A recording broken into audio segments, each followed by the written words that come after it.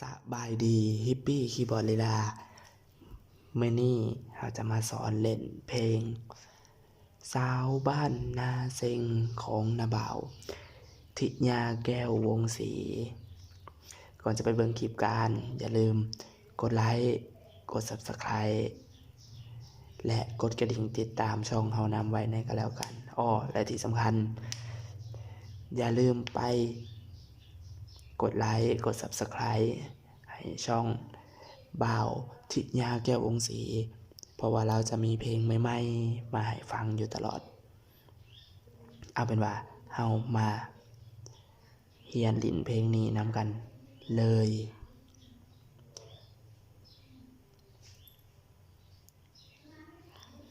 ท่อนอินโทรขึ้นต้นทำอิฐของเพลงนี้จะเป็นลักษณะแบบนี้เด้อ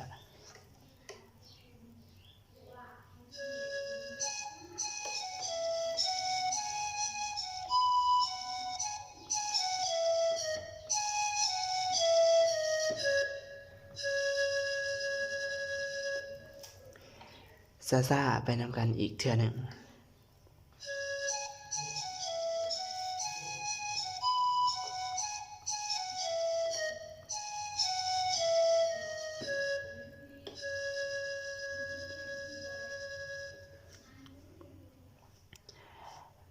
ท่อนที่สอง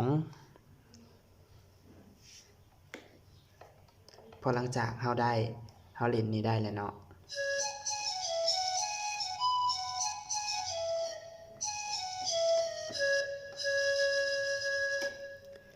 ท่อนที่สองก็คือ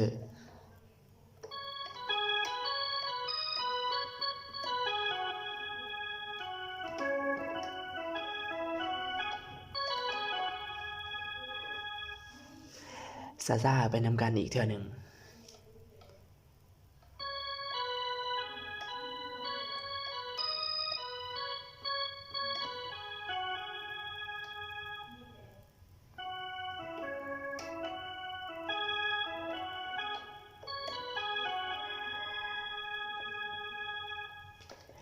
เบิ่งทันกันหรือบ่ถ้าหากว่าเบิ่งบ่ทันจะเล่นซ่าๆให้เบิ่งอีกเทื่อหนึ่งนี่คือท่อนที่สอง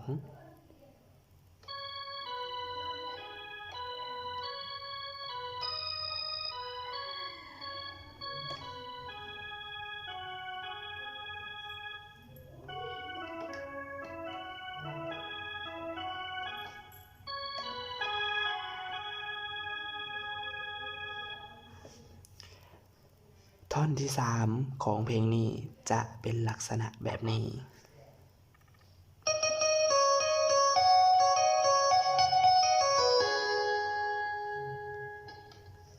ซ่าๆไปนำกันอีกเทื่อหนึ่ง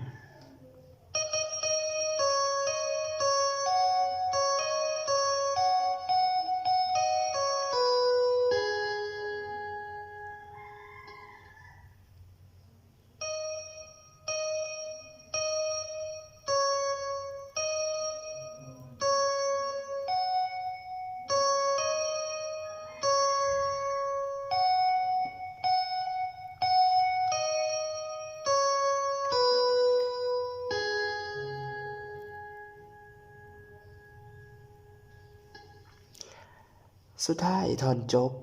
คือท่อนอินโทรขึ้นต้นท่อนจบของวรรคนี้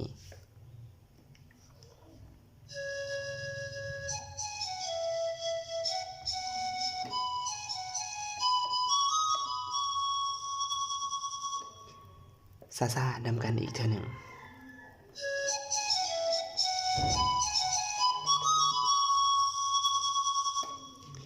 และซ่าๆนำกันอีกเทื่อหนึ่ง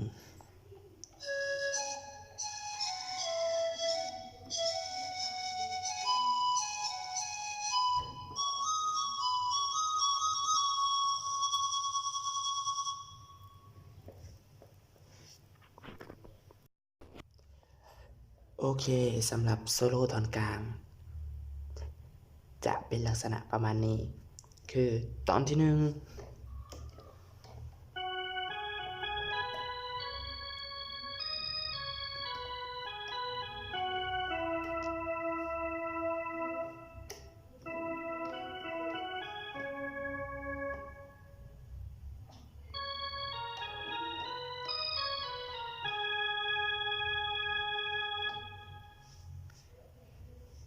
อันนี้อาจจะเล่นให้ยาวในจังหน่อยหนึ่งแต่กะจะเล่นช้าๆให้เบิ่งใหม่อีกเทื่อหนึ่งก็แล้วกันจะเป็น1และ2ก็คือวรรคที่1และวรรคที่2เราจะมายัดใส่กันบาทเดียวเลยเอาเป็นว่าเบิ่งใหม่ช้าๆก็แล้วกันเด้อ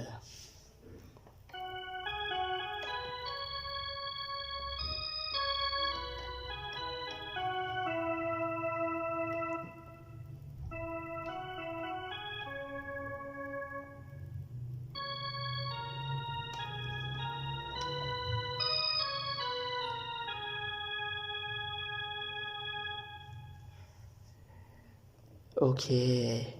บัดนี้จะเป็นวรรคที่3และที่4 3และ4ของโซโล่ท่อนกลางจะเป็นลักษณะประมาณนี้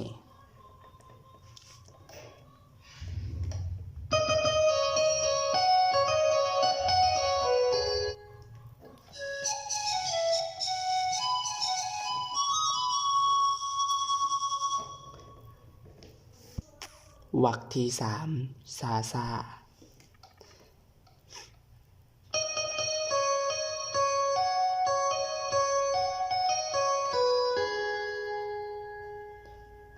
ต่อด้วยวรรคที่4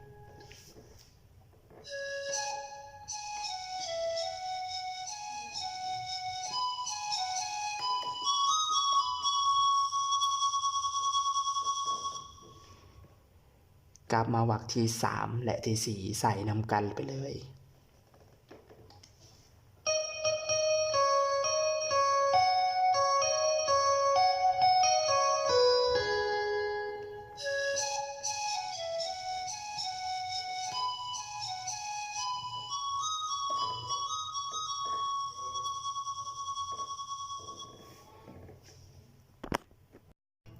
ก่อนจากกันไป